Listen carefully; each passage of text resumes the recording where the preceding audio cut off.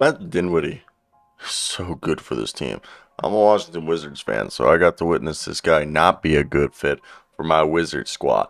So watching him actually turn into a good fit for this team is something that actually is very well. Because I think this is one of the few trades that is a win-win situation. Spencer Dinwiddie looked like the guy that he always was before, Spencer Dinwiddie was this guy who was supposed to be a 20-point scorer that he developed into from the Brooklyn Nets. Didn't work out in Washington. We trade him for Kristoff, goes to Dallas, and he starts flourishing.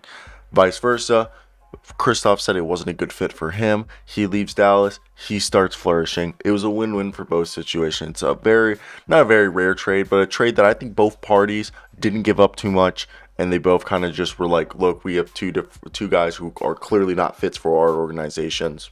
Let's just swap them." And Spencer Dinwiddie has a great job as a complementary scorer to Luka Doncic, and the identity that has drastically changed from his 9-year career.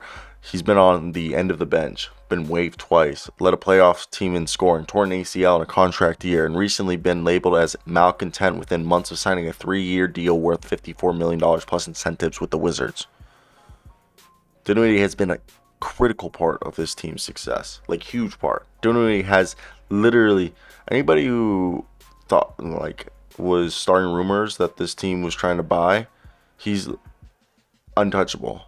Huge contributor to this team that, you know, not even last year he was the sixth man. This year he's, this adjacent in the backcourt spot next to Doncic after Brunson left, Dinwiddie had to come up and he's loved it.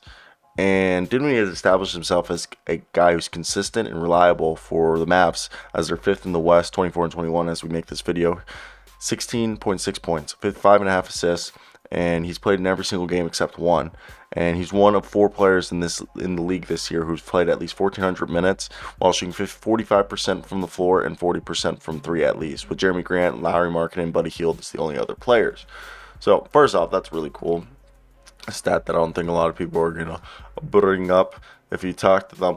And the more you watch this guy play, it's just more and more evident that I don't think people give Spencer Dinwiddie enough credit that he rightfully deserves, as this is a guy that I think has gotten better with every year. And it's crazy to think about, like, he's been in the league for 9 years, getting closer to 30 than you would ever think. And that's the crazy part is that I think he's perfect. Obviously, is this his ceiling? Probably. That's where we're probably getting at. But still, the fact that he's coming out here, okay, and putting on a show and playing like we've never seen him do before, I think that's the cool part, okay?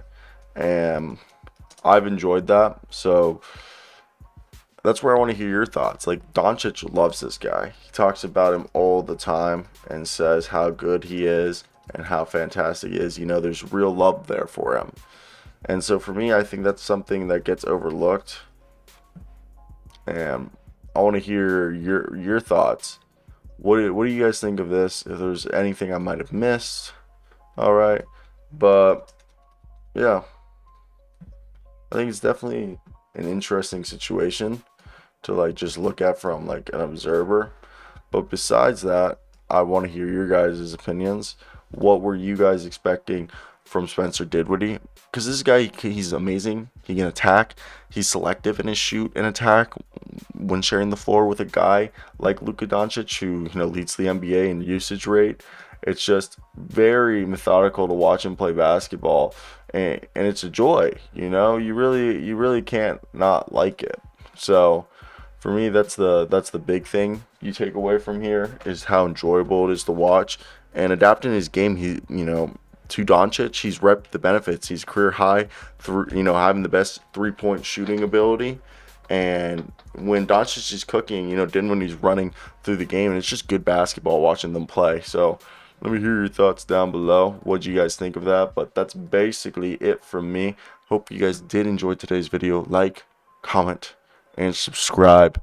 And we'll talk more about it tomorrow. But I gotta do an NBA show. So goodbye.